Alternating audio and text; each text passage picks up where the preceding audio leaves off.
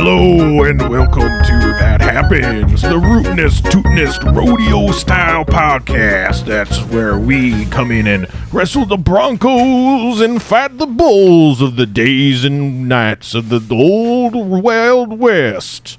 Yul Brynner. I don't know.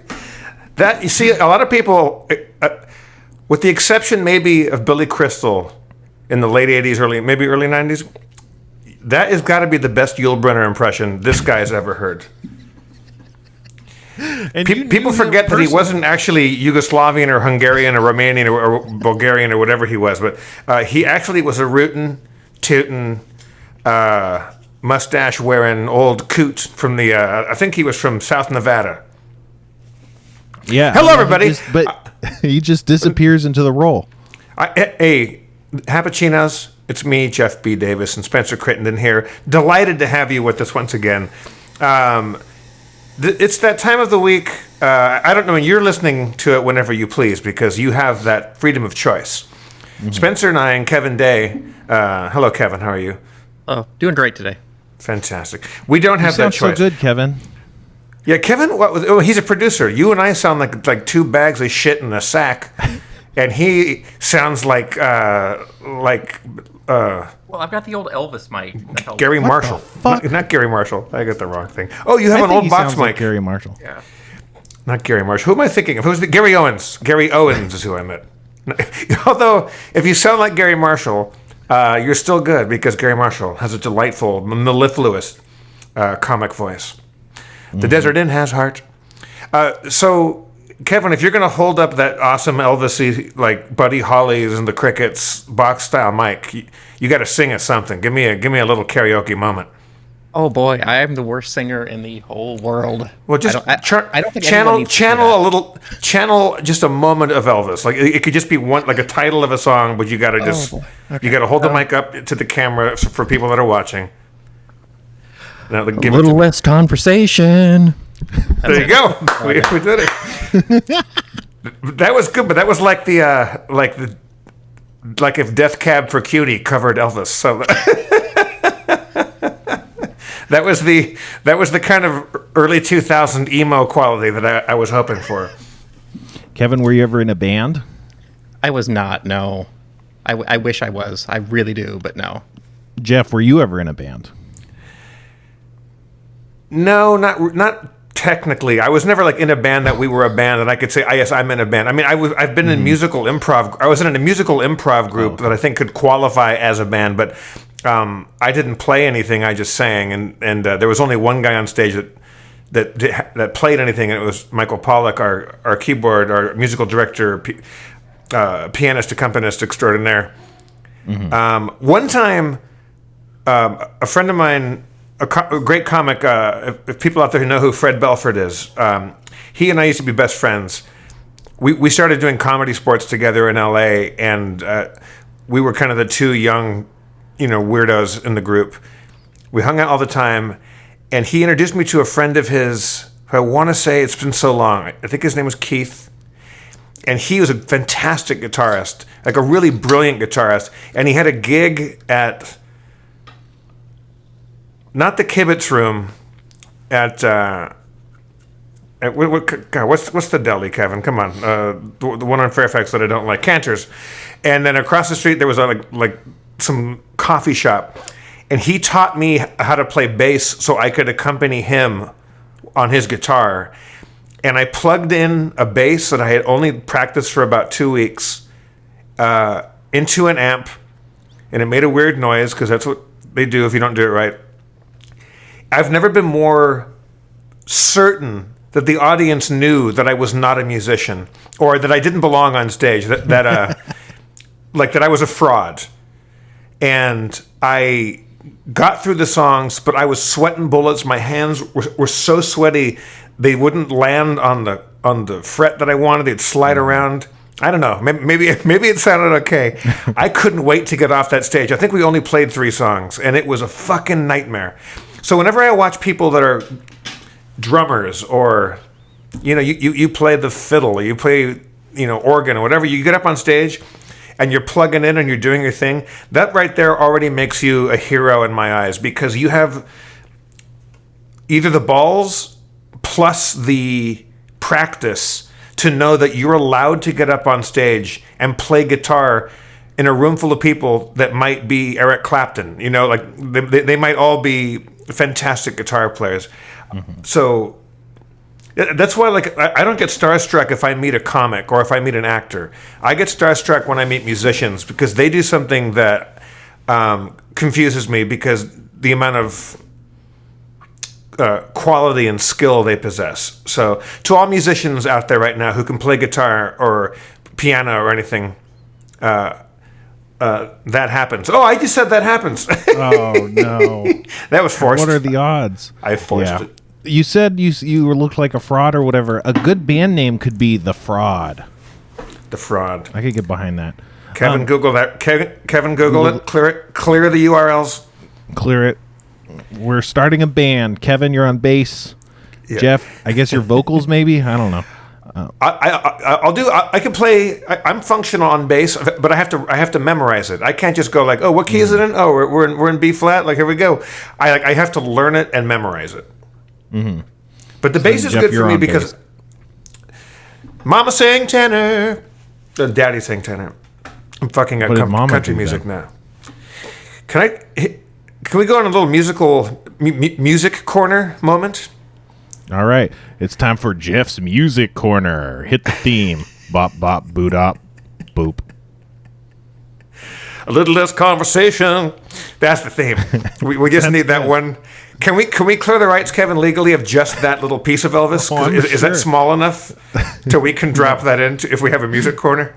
Well, we don't make money, so maybe there, but it's not too small. Apparently, even the smallest reference can not be used if we're making money. But I think it counts. Wait.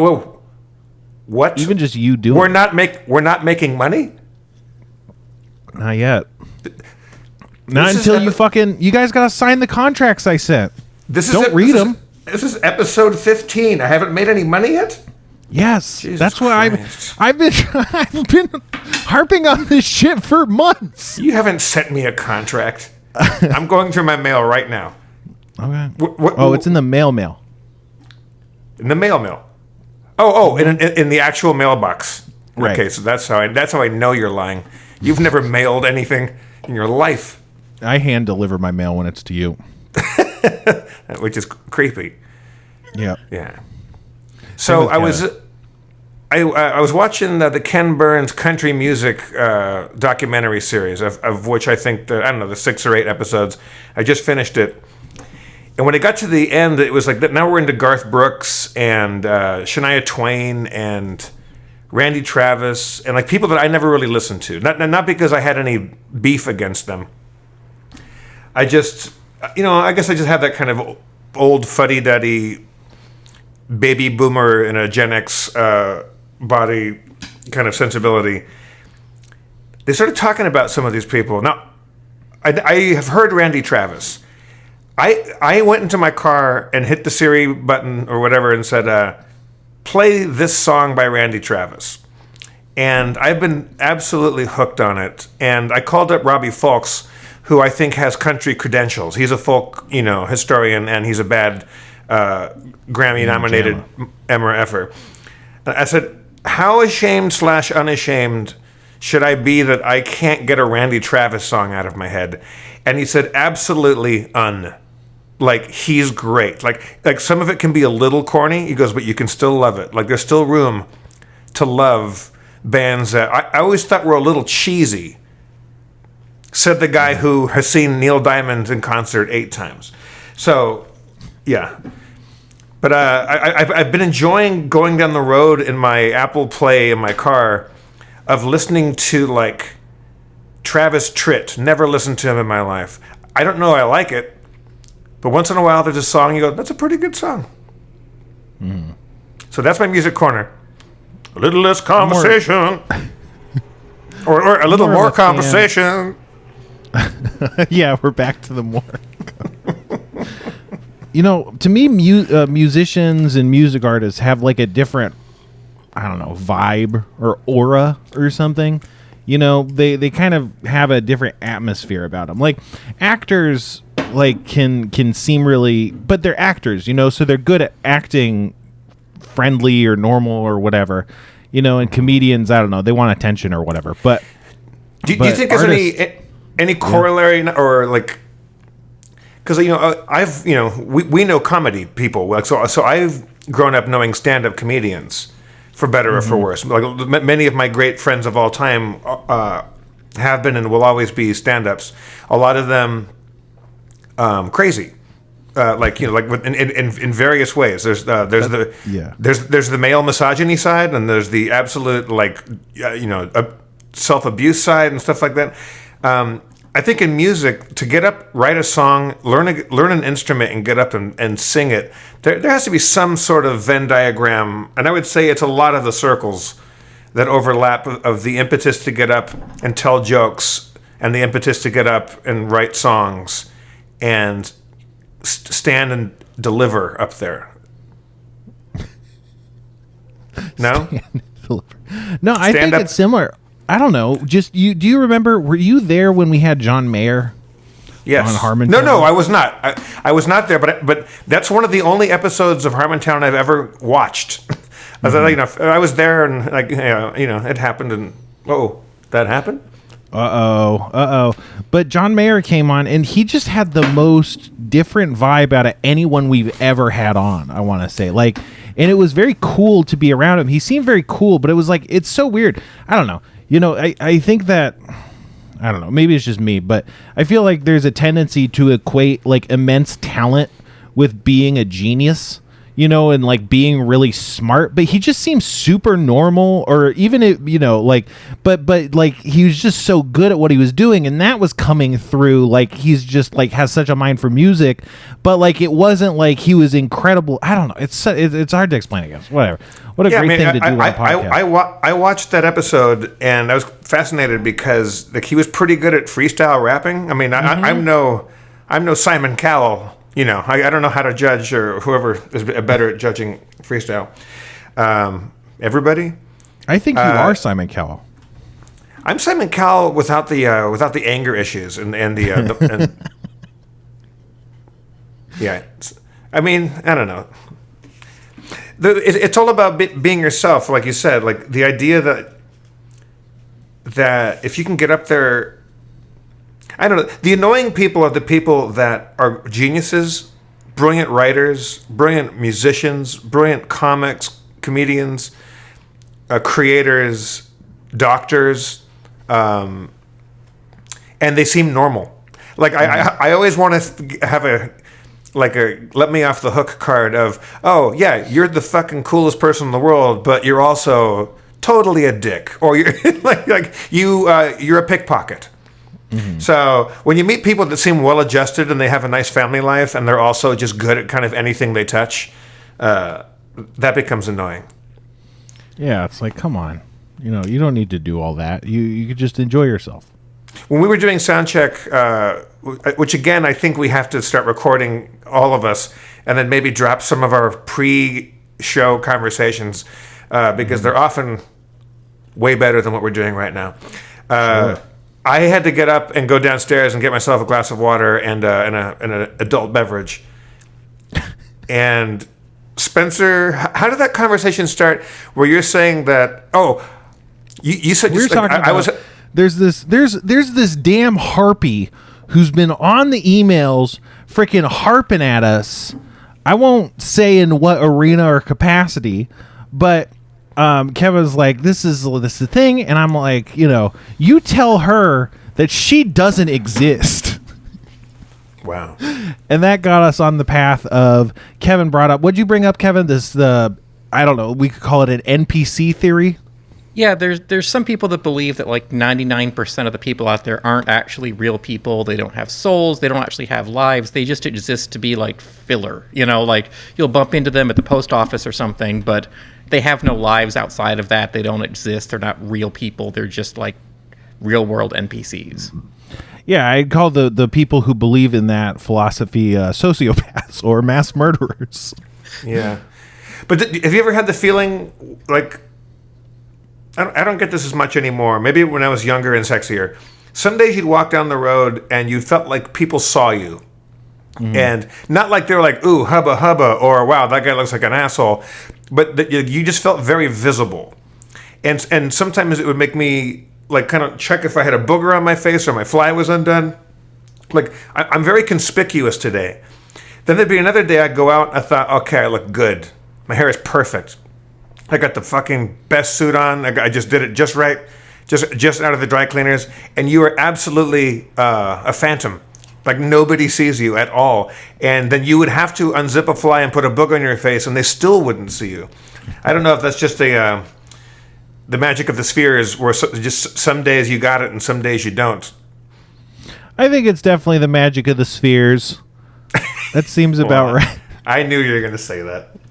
No, I get, I don't know. I feel like I like being ignored. I don't know. I always attribute it to like Southern California or something. I feel like people just leave you alone and kind of ignore you. But in others, like, you know, when we went on the Harmontown tour, like I felt like I wanted to be alone and then people wouldn't leave us alone.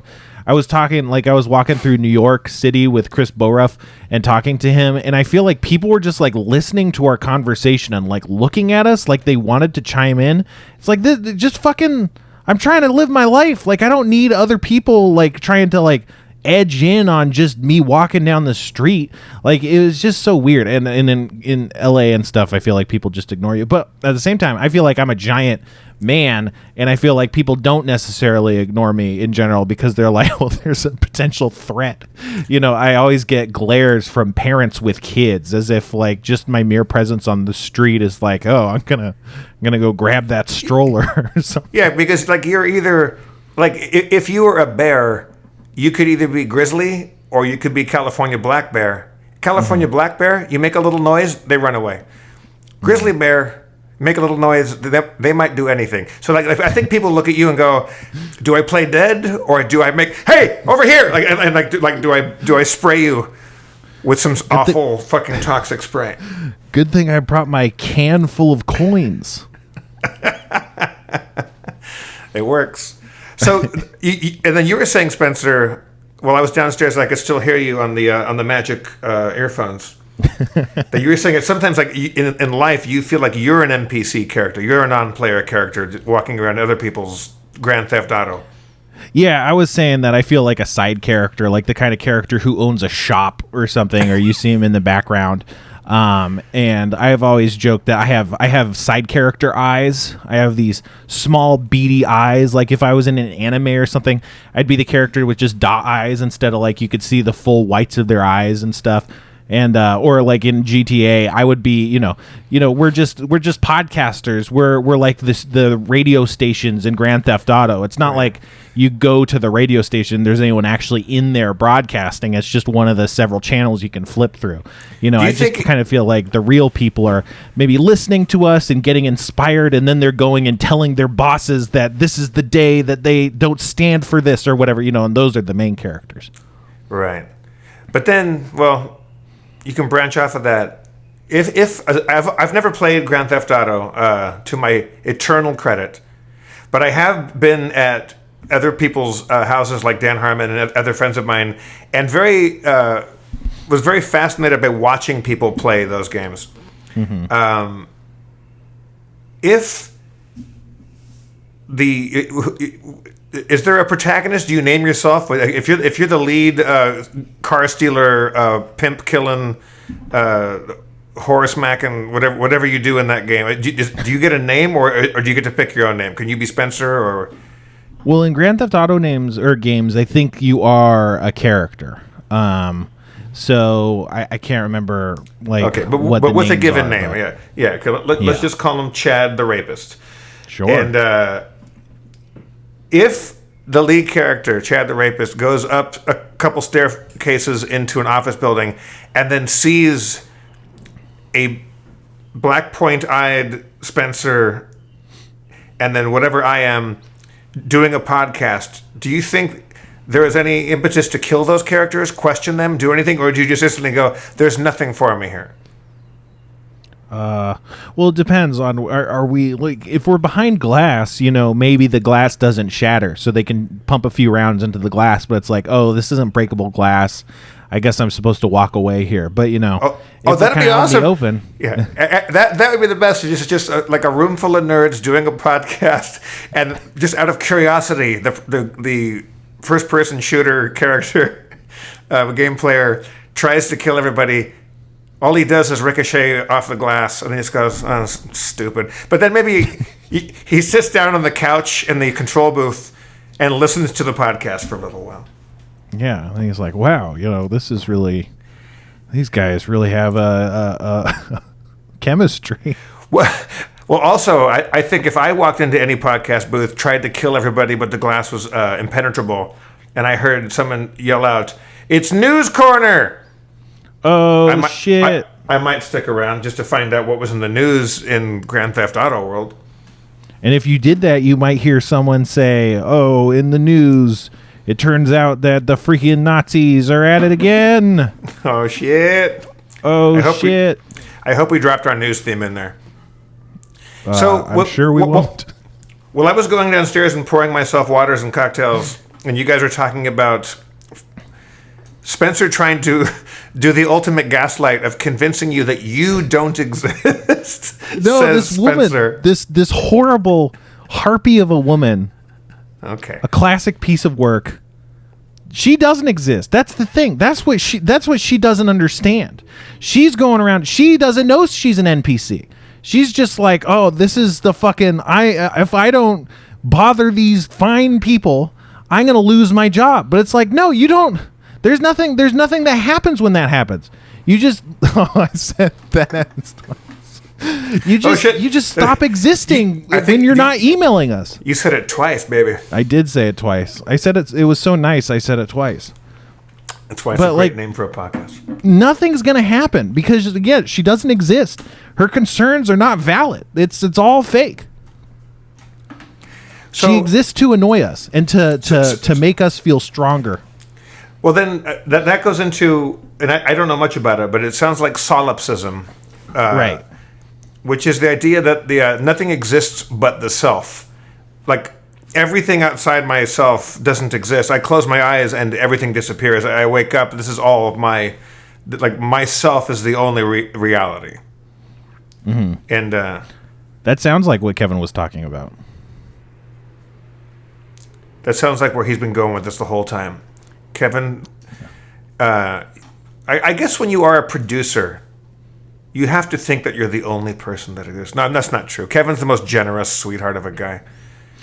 Yeah, well, Kevin thinks of us as like an entire huge switchboard of dials, and it's just he's going to dial up Spencer and dial down, Jeff, and flip a few switches here and there, and that's all we are. Kevin knows the moment that he hits end meeting. I'm not there anymore. All of a sudden, there's some guy named Rob Schraub that Kevin can conjure up for an hour or two at his own whim. Maybe you as listeners, Happuccinos, maybe this is you're all like your ears are just a creature of his own invention. Seems a little harsh. The entire Schraub Home Video Discord, they don't exist. Only at Kevin's pleasure. I went out, speaking of I wish you didn't exist stories, I was just, before we came here, I'd finished another Zoomy meeting-y thing and popped over to the old Ye Old Rustic Inn, a bar that I truly hate. But the problem is it's open and it's nearby. I would like to get out of the house, have a beer, chill out. Then I go, oh, it's playoffs time, so it's sporty people's there. And I sat at the bar, and it was much too loud, and there was music that I didn't dig. But I was like, I can handle a beer here. And there was a dude sitting near me who really wanted to strike up conversation with me. And this would be the first time since COVID where you're like, oh, I forgot that there are people that will lean over to you that are a foot taller than you and could snap you like a twig and want to start talking to you but making fun of you for dressing like you dress. So he's like, you're all ready for the 25th? I'm like, what's that? I was like, what are you talking about? And I go like, no, I thought he meant Father's Day, but isn't Father's Day the 20th? I was like, oh yeah, I'm semper paratus, baby, always prepared. And then another guy that I know and like walks in, and he was wearing a hat that says Natural Light Beer on it. And I don't think he's wearing it ironically. I think that he wears a hat when it's sunny out, and he just puts whatever ball cap comes on. Mm-hmm. But this guy is a guy that you would not want to fuck with. The person I know. He's a tough hombre. Now, this big guy who's much bigger than my tough hombre friend, he goes, oh, so you don't have any better taste in hats than that? Now, that was his hello. And I just, like, I was sort of like, this could end with a guy going to the hospital. Because the guy that I'm talking about, he can go to from 0 to 100 in no seconds, and my friend goes, no, yeah, I guess I could. He goes, well, you could have better taste than and the guy goes, people I walk up to and stand next to by accident. And the guy thought about that for a second, and then got up and walked out. So I think he basically said, you don't exist. Yeah. Like, I imagined you, now I unimagined you. I sent you to the cornfield like the Twilight Zone. Yeah, well, that makes you wonder, what was that guy's end goal? Was he like, conversation, I'm going to challenge everyone connection. I can, and the second I start to lose points, I'm fucking out of here? Is like, I'm looking for an excuse to leave the bar? Like, that's such a weird chain of events. I'm almost certain I know what he thought his end game was. It's a game that he's probably won maybe 5 times out of 170,000 times. It's the idea that if I neg you, if I kind of diss you, that we're homeboys now. Like now we're buds. Because like I can take it, but I can dish it out too. I don't know what the fuck. But I think it's just people that don't know how to either be alone in their thoughts, or if they want to strike up a conversation, think that negativity is the way to kick it off. And I think because he's a large fellow, he's learned that there's rarely a repercussion for that. That right. No one's just going to go, fuck you, because this guy could have snapped me like a porcelain, like the little finger hold on a cup. There's probably a name not for that. Not a mug. Yeah, no, I'm talking teacup, like a little teacup. Right. And I'm the little finger ring thingy, and he could just do that. So, you don't want to say, hey, I'm sure because he had the cure for leukemia in the back of his trunk, and he had to make it to Children's Hospital. It was just down the street, but there was certainly time for a Long Island iced tea and a shot of J-Mo. Mm-hmm. So what it reminds us all of, the Rustic Inn has always been a bag full of douchebags, including when I went there all the time, and it was all comedy friends. It was all the Mr. Show guys. It's where I first met Dino. It's where Dan and Rob and I hung out every day. It was paradise, and then it wasn't. But then again, we were 25, 6, 7, 8.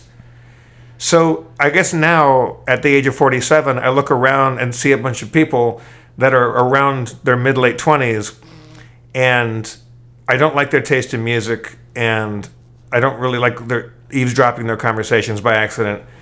But then again, it's the Rustic Inn. It draws that kind of crowd. I go there ironically in a suit there because people think that I'm a narc or something. Yeah, so you just don't like the vibe and like the kind of clientele. That's why you don't like it? I don't like shouty, loud. I don't like bars. But because my bar across the street isn't open yet. It will be open soon-ish. But that's a little cave you can go hide in. And the moment it becomes something you don't want to be in, you just leave. This is a bar. I love the film and TV industry, like the Grips, the IATSE guys, the union dudes that are, the set decks and the painters and the carpenters and the Grips gaffers and all that jazz. A lot of them hang out there, but these seem like often, not always. I'm going to get killed for saying this. They're not listening to this shit. They're listening to Joe Rogan right now with almost a 100% certainty. Well, he's actually he is actually kind of smart sometimes, and oh boy, he has good conversations with the guests. This show's brought to you by Joe Rogan's podcast. What's it called? Can we start doing ads for competitor podcasts that we don't like? Yeah. I don't know. Why am I in an angry mood? I'm in a happy mood. Everything is lovely. I complain too much, and I think that's something I've done for a long time. But there's no reason to do it now. I'm happy. I'm healthy, and very little has gone wrong over the last year and a half, except for the doldrums. Yeah. Speaking of that guy, I feel like people are just going nuts. Like no one knows how to act right. And so people are just, people have always been like a shitty person at a bar, but I think that people are more likely to be engaging in risk-taking behavior like that just because they don't know what to do, and they're probably not, used to really dealing with anything, especially lately. Like they haven't had their head bitten off recently, Right. Yeah. I hope it's a soft re-entry to people being around each other in group settings and not everybody freaking out because somebody tapped them on the shoulder, and that's a bubble burster like that they haven't dealt with in a very long time. Right. Yeah. Let's all be cool, everybody. I went to the park the other day. I guess it was yesterday, huh? To meet up with some friends and hit the old volleyball around. I've been wanting to get back into volleyball, which the surprises and delights me at the same time. I love this. Yeah, I used to play volleyball in high school. My parent, or I guess more my dad, but my parents forced me to play a sport, and my brother was into volleyball, and they're like, "You play volleyball too. You could go to practice together or whatever. Then we don't have to arrange for a separate ride." And so I played club volleyball, and then I played volleyball at high school. I think I was just on the Frostsoft team. I can't remember. But it was, I was never good. But it was fun. Like volleyball is like really, really fun. But it's just really hard to make happen. Like you can't really get a net. It's hard to find a net. That's close enough. Make happen is close enough. I guess. And then, you need teams. You can't play like one-on-one. You can kind of play other sports one-on-one, maybe not football, but like most sports, you can kind of do one-on-one in a pickup game. And then also there's just a bunch of different skill sets. It's hard. Like you want everyone you're playing with to have like a similar level of skill. And so I don't know, it seems like an impossible dream, but I bought a volleyball and I've been going to Griffith Park and hitting it around, by myself, which is like, you definitely can't really practice volleyball alone. Like you need at least one other person to do like literally anything. Unless you're extraordinarily fast and you can run under the net like Speedy Gonzalez and be there. Yeah, the Flash could do it for sure. But so yeah, I brought it up to two of my friends and they got like excited about the idea or whatever. So we went to the park and I bought this shitty volleyball set that I knew when I picked it up it wasn't going to work because the weight that it was is not the weight of like anything of value. It like maybe weighed like 3 pounds or something, and I was like, a volleyball set would weigh more than this. And so I was trying to set it up, and I opened it up, and it was a volleyball and badminton set. And what I came to understand is it was a badminton set that they had included a volleyball, and not even a real volleyball, but they put a fake volleyball in there so they could say, "Oh, it's a volleyball and badminton set," but it wasn't. And so I was trying to put the net together, and like it was a nightmare to get like all these tiny like fishing line style strings like untangled. And my friends got here and we were trying to put it up, and then like almost immediately like one of the stakes snapped, and then it's like, okay, well now it won't work. But like even just seeing the pieces, I was like, well this can't work. This is nothing. Like it's if I made a net or a system out of PVC pipe, it would have been more substantial and sturdy than like what the kit was. And so then we were just kind of bopping the ball around, and that was bad too. I was, to toot my own horn, I think I was maybe the best, but I wasn't good either. But we were just kind of hitting. This all sounds like the story of how soccer was invented. Everybody thought there was going to be a net and some stakes and some things, and then they're like, "All we have was a ball." Like, and they just start kicking it around. That was just. I give up. Yeah. It's fun though. I mean, it's fun when you're doing it right, you know, but it's just so easy to I want to do come it play wrong. volleyball with you. Yeah, well, we could. I think it's best to do it in like a duo, because if you have two people, you can just hit it back and forth and try and keep it aloft, you know. But Yeah. then it's just kind of in one direction, back and forth. But if there's more people, then like there's all sorts of different angles, and you know you don't know who's gonna go for it and stuff. So No, me and you and our team, our fucking shirts are off. We're oily. We're playing on the beach in Santa Monica. It's Top Gun. It's going to be fucking very exciting. it's in the way that we use it. It is. Also, it's also, I have to warn you, it can be a highway to a danger zone. Speaking of danger zones, last week on That Happens, we created a character in our D&D campaign for one Kevin Day. I'm very excited about this. Kevin looks semi-excited, or are you masking a deep fear right now? No, I'm incredibly excited to do this. No, I love it. Me too. And I'm So, thrilled. So we rolled your stats, and I guess what can I ask? Or no, I'll let Spencer like proceed with like what we need to know about this character, and then we're gonna get rocking.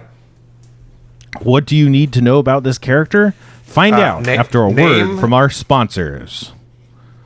Hey there, my name's Yul Brenner, coming in live on the rodeo to promote Rodeo Rampage, a combination between frickin' monster trucks and bulls. Who will win? The Grave Digger or Big Ol' Bessie? Go to www.yulbrenner.com/tickets to see what happens when the clowns hit the frowns. And we're back. When the clowns hit the front. I don't know. We got to go back to the segment where you teach me how to do improv, because I really need some work.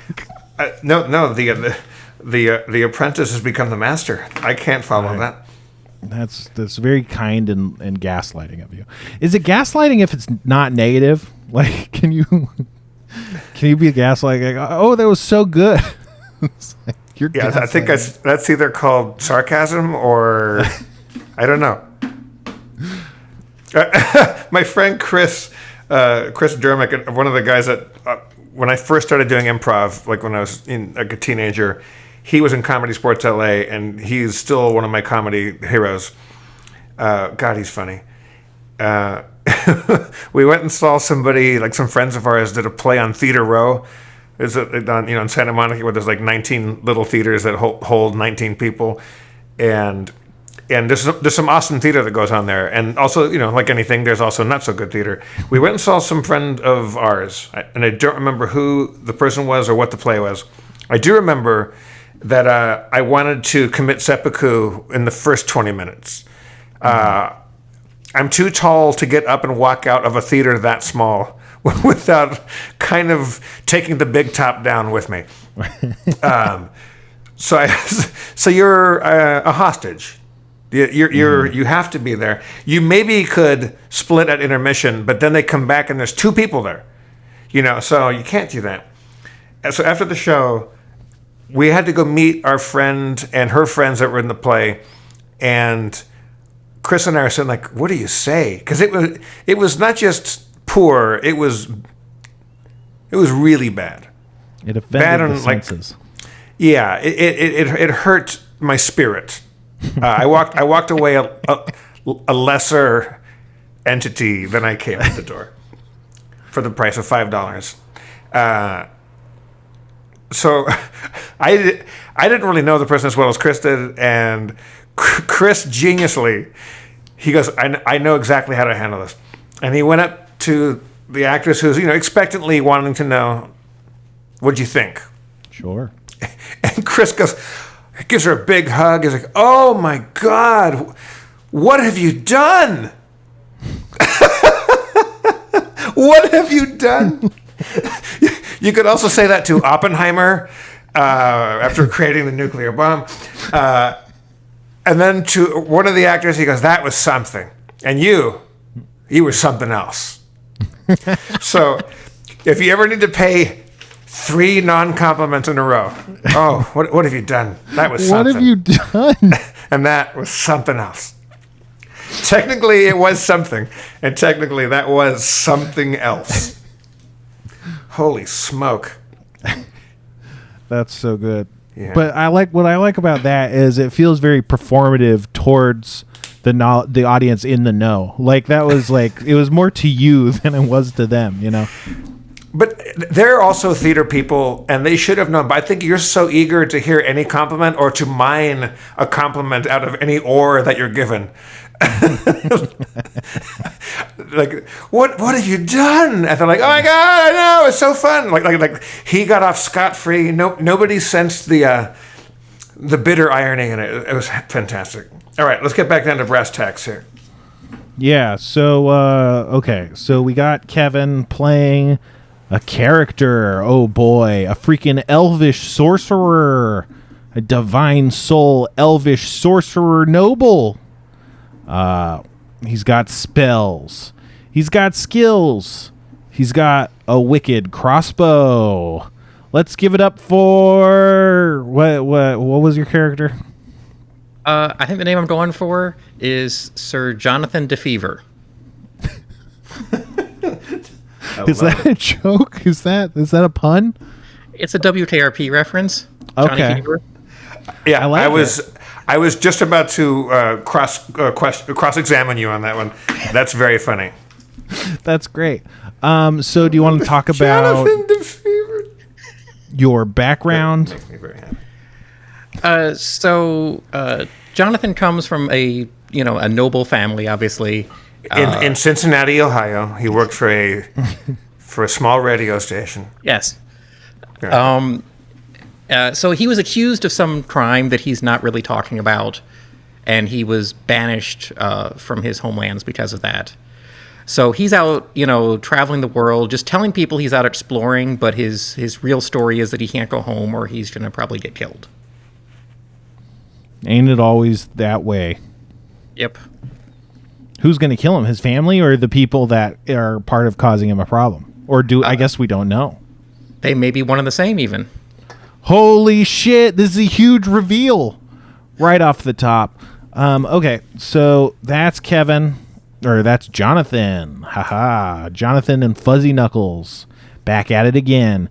Do you know what your character looks like? I guess we talked and you didn't have any strong ideas other than he looked noble, I don't know. I guess I would imagine. Well, do you have any thoughts? No, just that he looked, very much, kind of like nobody would question his what he was saying because he looked really well put together. He looked, a little powerful. He looked like he might have some money, probably a little tall. But beyond that, I hadn't really gotten too much further with it. Sounds like he looks just like you. Exactly. Heyo. Yeah, no, I don't know. I was imagining him being, very elfy. Elves kind of wear like elf-looking robes or whatever the fuck, especially high elves, which you're a high elf. And I don't know. I always imagine him to have like long blonde hair because that's also very high elf. I don't know if high elves even have dark hair or if they're mostly like fair. But I don't know. But so, if you're gonna try. That's a starting point, maybe. But yeah, okay. The good news, there's almost no chance in hell, Kevin, that somebody listening right now is going to go on Reddit and post their own fan art of Sir Jonathan DeFever, long blonde-haired high elf sorcerer From the city of with Sin. his crossbow. Huh? I love it. Sins. Is that what people call Cincinnati? It fits. I don't know. Yeah, maybe. Okay, I'm very sheltered, and so I'm always trying to dissect the world around me. I like Cincinnati. I went there once as a kid when I was doing the show, and my mom took me to a horse track there called Cincinnati Downs, I think. And I bet on a horse. I'm assuming I had to give the money to an adult. I didn't just walk up to the betting window and say, "I'll take $4 on number 4" or whatever. My horse won, and I think I came away with like $22. I don't know what I bet and what the odds were.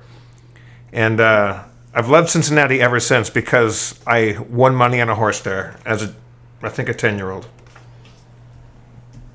Damn. Yeah. I don't think I've. So anyway, later on, me and that horse were fucking. And I mean, you mean fucking? I mean, Spencer, fucking. Nay means no. Nay means yay. All right, that's a deep track. Yeah. Do you have your notes from the session before last that we want to get through before I do whatever it is that I do? Episode 14. Sea Cliff. I'm done. Because I think most of it was us rolling Spencer's character, and so there was not a whole lot of action except for recapping, and then we brought... I'm sorry, Kevin in. We bring Kevin's character in, we rolled some dice on him. So I don't see a lot of stuff. But you did tell me during the sound check... No. Well, do you have any notes from the session before last? Because I don't think we ever recapped that one. We were in the Smuggler's Cave. There was Sam Belay, the magnificent criminal underworld. He works for Hush Money or vice versa. We fucked around with some hobgoblins. There was caches of brandy and silk. I knocked over the brandy, set the whole shit on fire. I get hit by magic missile and took 10. I was dying, but then I was saved by some awesome, legitimate death rolls. I will give you this promise, Happuccinos. I will never lie about my dice. I often roll crap, but I rolled some biggies to save my life.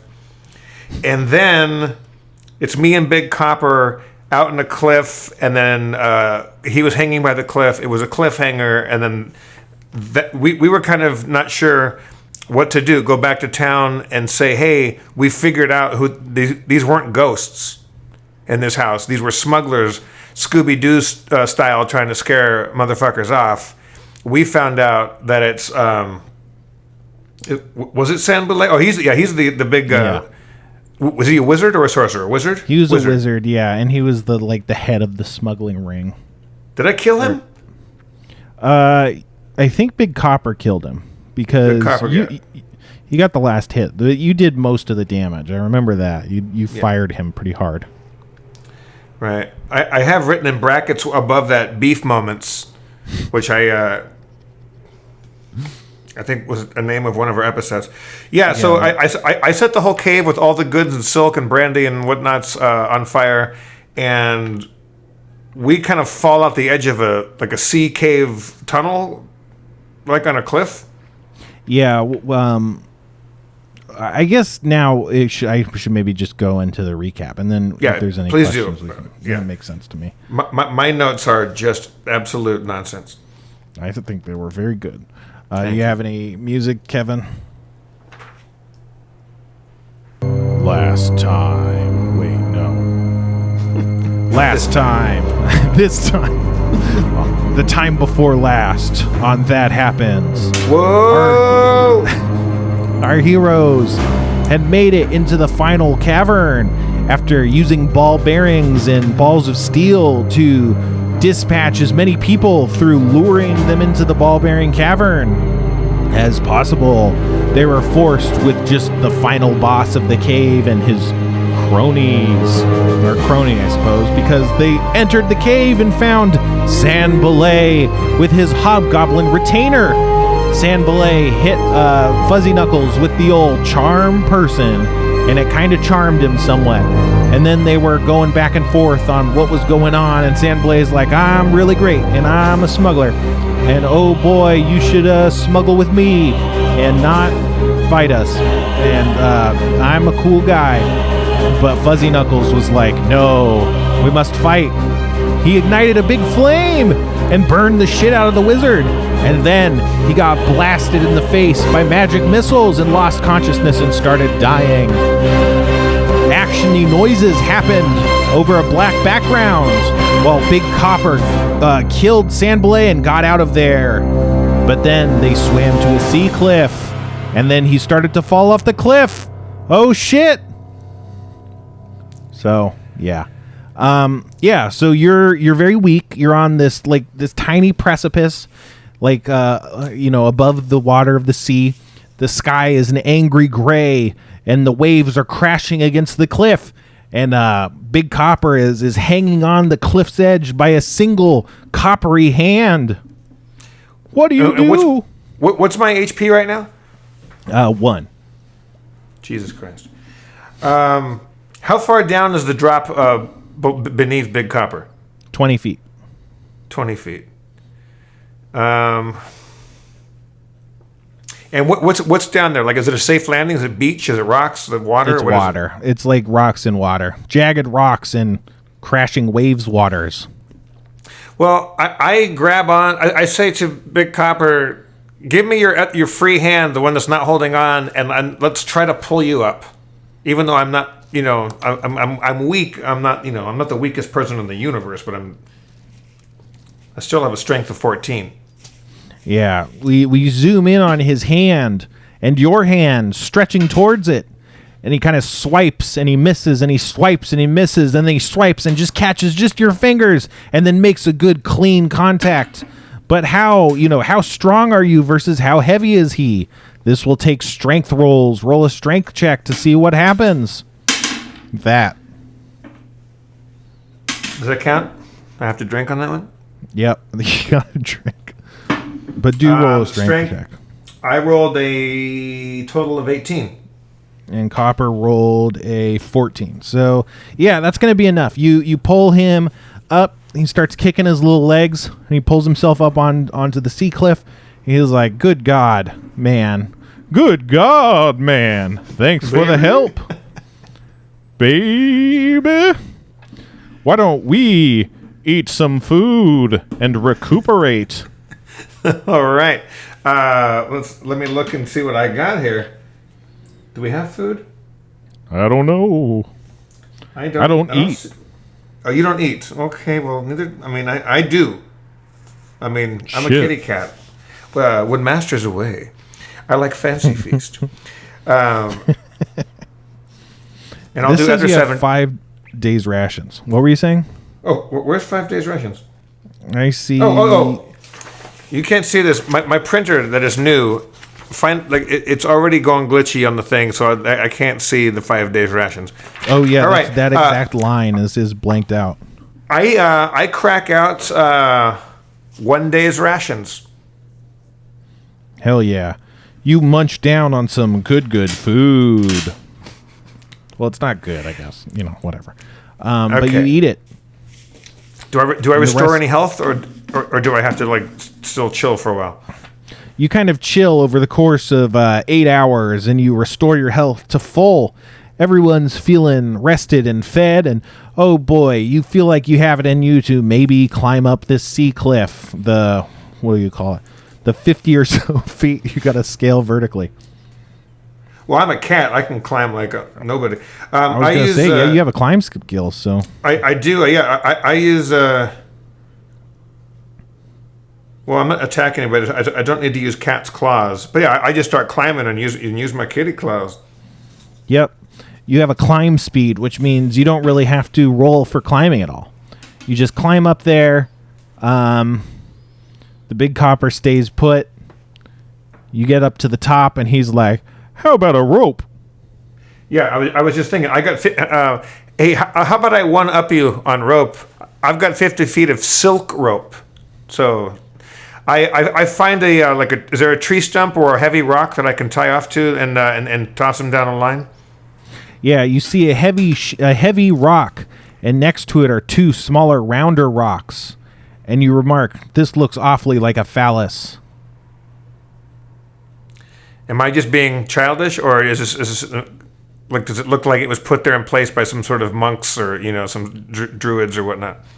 Well, you look at it and you see there's a little plaque and it says Dick Rock, dedicated by Dick Cock in honor of all the cocksmen back out who have lost their lives to the venereal diseases. Okay. Well, I tie it off to... I'm assuming... I do? I don't tie it off around the Dick Rock. I tie it off around both of the smaller ball rocks because I hear it keeps the dick rock harder. And so I tie off around there using my my swashbuckling seaman skills. I tie off beautifully secure knots, and then toss down the end of the line down to a Big Copper. Oh yeah. Oh man, it feels so good. Copper, he's climbing up the rope. He gets up and he's like, "We did it, baby! Made it out of there in one piece. Now what are we gonna do?" I say we head back into town. What was the town's name called again, Spencer? Salt Marsh. I say we go back into Salt Marsh and tell them that we solved the caper for them, and also if they want the rest of their stuff, we know where they're headed. They're going to see the to trade with the lizard people. We have lots of expensive information, I think, and I say we go back into town and trade on that. All right. Okay, so you're heading back to town on the road you came in on, and you see a sight. You see a sight that you've never seen before, or maybe you have. I don't know. You definitely see something. You see 3 people, 3 men, and a baby. Yeah, you see 3 men and a baby, and one of the men is a tall, thin, regal-looking elf. An elf. Is that interesting? Does that remind you of anything? And the elf is being argued with by these brutish-looking thugs. He stands a head taller than both of them, but they're, about twice to 3 times his thickness and bulk. And they're getting kind of angry. And the baby's getting it on it too. The baby's like pointing and stuff. It's fucking nuts. Wait, what? I mean, do I have to roll perception to know what side the baby's team is? Who's the baby rooting for? You don't have to roll, but it looks like the baby's just happy to be involved. You don't know where he came from. Okay. He doesn't seem to necessarily be representing one side or the other. But babies just like a commotion. They want to feel like they're part of the. Yeah, I got you. Exactly. Okay. 3 men and a baby. It's a great film. Hey, Big Copper. How close are we to this whole fracas? I'd say you're about 60 feet off, maybe more.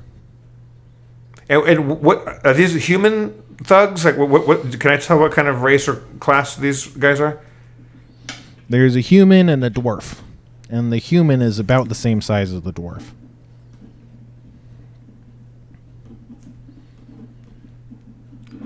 And now we cut to the elf, who, if you guessed, it was Kevin, or should I say, Sir Jonathan DeFever? Is that what it was? Yes. All right, and then you see these guys. These guys have accosted you, and they're like, "Hey, why don't you? This is our road, baby. Why don't you give us all your money, and we'll call it square? You don't want to be fucking with us." We're the tax men. Ooh, yeah, the tax men and the tax baby. And we're going to fuck you up. Otherwise, give us the money. So, do they reasonably look like they could take my money from me if they tried? Do you have your dice yet? Have your dice arrived? Yeah, I have dice. Roll an insight check. Okay, it's happening, Kevin. We're doing it. Oh, drink. Everybody drink. Kevin, you said you played online before. Is this your first actual physical Yeah, no, is I this played online games, but not actually any D&D at all. So would this be your first die roll? This would, yes. In your first campaign? Yes. This is we're making podcast history. I don't care what anybody says. All I know is that's happening. Oh shit, everybody drink. So yeah, an insight check is a D20, roll a D20, and then your insight bonus is +5. You can see that on your skills. So add 5 to whatever you roll. I got a 14. Oh man, these don't look like tax men. They look like common thugs. Okay. And what's worse, they don't seem to be respecting, their lot in life when it comes to interacting with nobility. So, maybe I can use my persuasion here to try to convince them that, hey, I'm just I'm here to spread the word of the gods, meet new people. I don't want any trouble. Just let me pass. Okay. Yeah. So you say something to that effect, and now roll a persuasion, which is +6. Also, out of the corner of your eye, you can see 2 figures off in the distance. That's us, Jeff. Mm-hmm. Guess that's another D20 then. Yep. I got a 9. Ooh, I got a 23. They're not being convinced. They're like, ha, the only gods I care about is gods with an L. That's right, golds. Give me all of yours. Oh, nice. Spencer, can I, as a player, give you an inspiration point as a dungeon master? Sure, I'll take it. They're like, we might not seem like taxmen, but baby, if you want, we'll break out the toll booths. You don't want to know what that's like. Let me tell you how it will be, taxman. So, sorry, go ahead, Jeff. No. You're in the thick of it. We're walking up. So do the people walking up look possibly friendly to me? Do they look like friends of these two monsters? What monsters? Well, they look. The guys that are walking up, they walk with a different gait and easiness about them. As if they've not a care in the world, as if they don't face obstacles that they can't handle. They're unattached. They're not, driven by earthly concerns. Whereas these guys, they lumber up like something with someone to prove. They're accosting you immediately in your face. They were poking their heads out of the side of a hill, or over the top of a hill, I should say, and they're immediately driving straight towards you, whereas these guys are just kind of strolling casual-like, way different vibes. You also get the sense that those guys haven't seen, or the guys accosting you haven't seen the people you're looking at. They're kind of behind, like you're looking over their heads and seeing Jeff and Copper. Okay. I turn to Big Copper and say, look, we've just had a long couple days, or a day and a half. How long has it been? A day. This town's just full of assholes. Look, there's a guy and his baby getting... Or no, is the baby with the guy, or is the baby part of the thugs? Well, you didn't hear, but it seems like the tax collectors called him a tax baby. But you're still not entirely sure what that means. I thought I heard that. I do have good feline hearing, so yeah. I think this... it's like, as much as I would like to just go and get the hell out of here, I hate bullies so much. And it's like you see stupid people picking on smart people, and like you just want to do something, but like why does it always have to be my problem? Yeah, so you kind of stroll within like 30 feet, probably. Okay, I climb up on Big Copper's back, like piggyback ride style. Mm-hmm. All right. And the Big Copper's like, "Hey there, babies. What's happening with you?" To the guys, and they're like, "Hey, what the fuck? This is private property. You guys owe some big taxes. Just like Slim over here. We were just working out the terms of our agreement." And he kind of like, punches his hand threateningly. And there's just 2 of these assholes? And the baby, yeah. But the baby doesn't, he looks like a classic cartoon baby. He doesn't seem armed or anything, Mm-hmm. Well, I tell him, and this is, just so I'm not starting off by drawing weapons and just kicking ass in the middle of the street again. I this dashing feline swashbuckler sitting on top of a copper robot, which I'm hoping has some intimidation value. But I in a charismatic way, say, hey, look, this street's full of tough people. You never know who you might run into. You never know when you think you're the guy charging taxes, or you're the guy who's about to have to pay a tax on his ass. So, like, I would just say, why doesn't everybody just go their separate ways, leave it?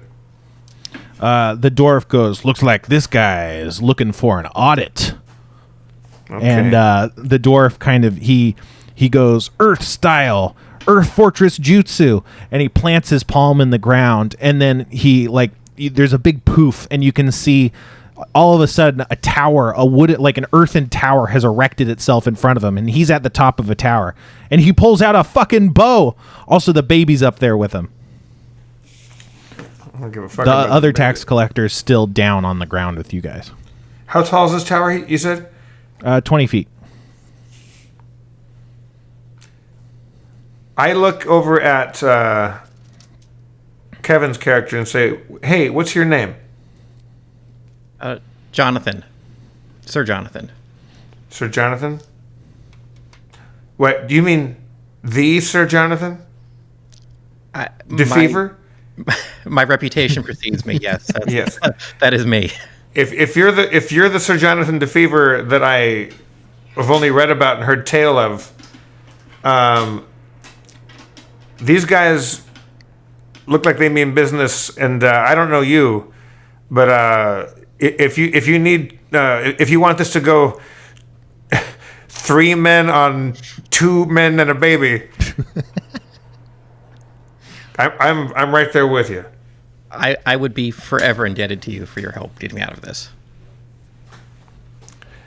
Well, who's the biggest threat right now? Do we perceive the human on the ground or the dwarf in the tower?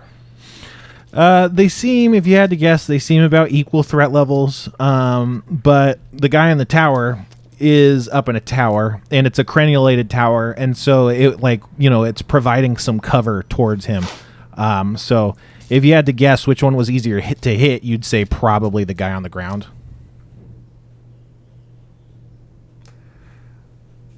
Well, I say to Sir Jonathan, throw some sorcery on this motherfucker. I'm a cat. I'm gonna climb this tower and sneak attack him while you're dealing with this dude. All right, so let's all roll initiative then. That's so for Kevin. You roll your dice and then add your initiative bonus. 23. 23. dice What did over you say, here. Kevin? 15. Yep. And then, all right. So it's going to be the dwarf went first. Then it's Jeff. Then it's going to be the human. Then Kevin. Then Copper. And lastly, the baby. Okay. So that's Jeff. You're going to climb up the fortress. The fortress is about 10 feet.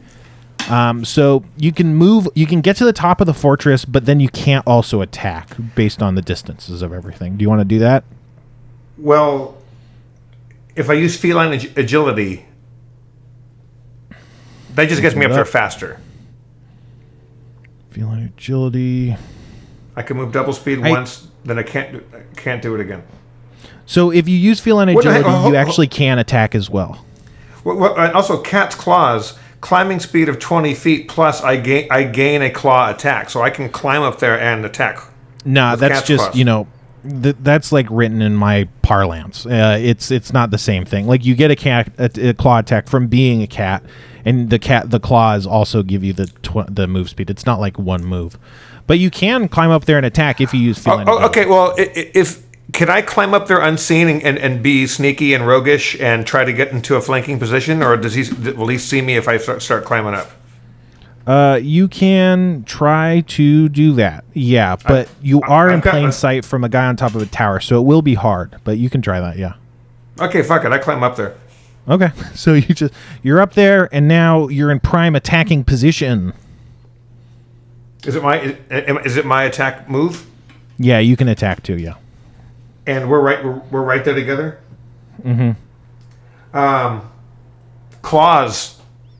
I claw attack him. All right, roll it up. And that's plus... What do I add to this? For your claw attack, that's +6. Oh, yeah. So, 14. That's just going to hit. Roll 1d4 plus 2 damage. Where's my d4? 3. All right. 3 damage to the dwarf in the tower. It's the human's turn. He's going to go for Jonathan. What's your AC, Jonathan? Is that listed? I think it's 13, right? Yeah, 13. Yeah, 13. So he's going to slash at you with a sword that he pulls out of basically nowhere. Where did it even come from? And he does hit. And where's my dice? He hits, dealing 3 damage to you. Oh boy, right in your non-dominant arm. Okay, And then it's your turn. let's light this guy up with a firebolt. Yes, sweet. Okay. Here we go. Here we go. Kevin Day, Johnny Fever. So you're going to roll a d20 and add 6. D20 6. 15 plus 6, 21. That'll hit. Yeah. So then roll a 1d10 fire damage. Oh, here we go. 7. Okay. Not bad. 7 fire damage to the human. Now it's Big Copper's turn. He's going to rush over to the human on the ground level and attempt to tackle him, and he does. Doesn't deal any damage, but now Big Copper is on top of him, and they're grappling. They're kind of wrestling each other. And the baby moves towards Jeff. Well, that's the last thing that baby ever did. Okay. I mean, All right, but it. the baby. When you say the baby moves towards me, with what sort of attitude? Like is he goo goo gaga? Is he? Yeah, it's like he's got big baby energy. Oh, God damn it! He doesn't seem violent. Well, he's about to turn into some sort of boogan. I know that. I've been over the road long enough to know that there's no tax babies. Everybody probably works for this tax baby. So to tell me the proximity that I'm with the baby and the dwarf. The baby is kind of close to your feet. You know, you're not going to step on him, but he's real near you, and you're in melee combat with the elf. Dwarf, sorry, elf. Okay, I take and my it's rape. the dwarf's turn. Sorry, it's the dwarf's turn. He attacks at you, but he misses. Yeah, fuck yes he does. He tries to shoot an arrow. He tries to shoot. Well, did you roll for my like acrobatics and stuff like that, or no? I rolled a 6. That's not going to hit you. If that's what No, you it's want. not. Well, I take my rapier out, dodge his arrow, and come lunging back in like the expert swashbuckler I am, and try to put one right through his tits. Wow, his tits, huh? All right, roll it up. Oh shit! 8. That's not. That's good. not going to hit. And that's not. including your +6, so you rolled a 2, I guess? Yes. All right, yeah, so you miss him. Now it's going to be the human's turn. The human is struggling to get the Big Copper off of him, and he does. He pushes the Big Copper off of him and also gets a nice punch into the Big Copper's head, dealing 3 damage. He sends Big Copper reeling and kind of jumps up to his feet. Now it's Kevin's turn. All right. Can I can just immediately firebolt him again? Sure. All right, let's do that. Yeah. All right. 21st, Plus If it 6. ain't broke. 13 plus 6, 19. That'll hit. Roll damage. 7 again. All right. 14. Okay, so that happens. Johnny Fever's kicking butt. Oh, what'd you say? That happens. You know what that means. Now it is Copper's turn. Copper's going to go at the guy. He uncocks his hand to shoot poison at the guy, blasts the guy in the face with poison, and he takes a big, what do you call it, lungful of poison.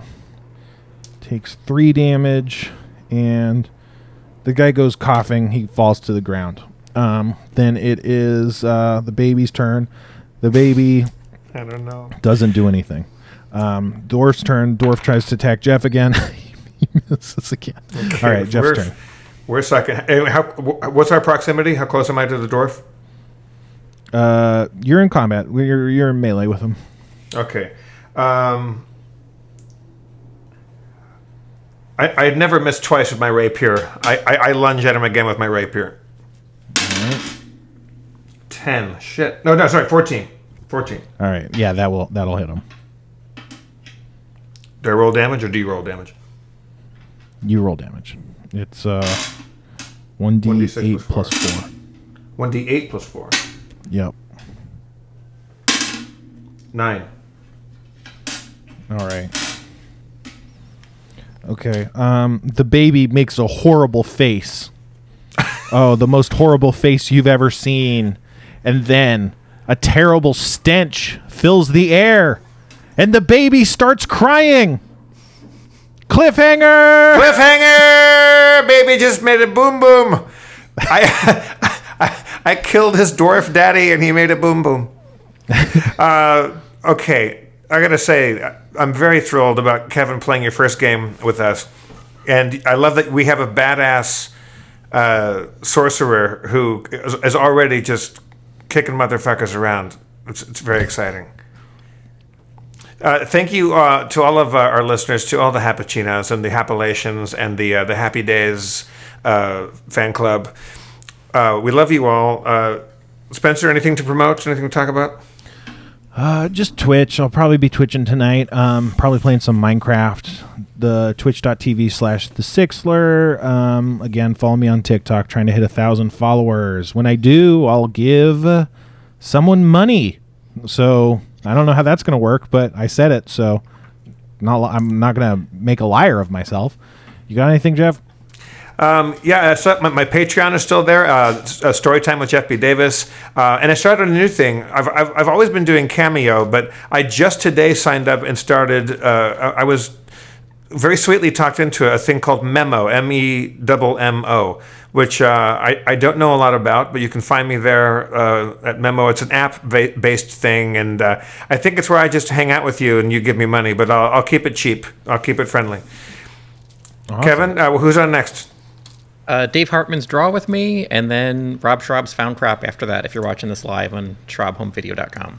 All right. Well, thank you, Kevin, for doing all the hard work and making this fun. Good to see you, Spencer. Yeah, of course. I see you're already halfway through your toilet paper back there, so it must have been a big week. Oh, yeah. I'm making big moves over here. He's working on the night moves. Bye, everybody. Go with God. Go with God.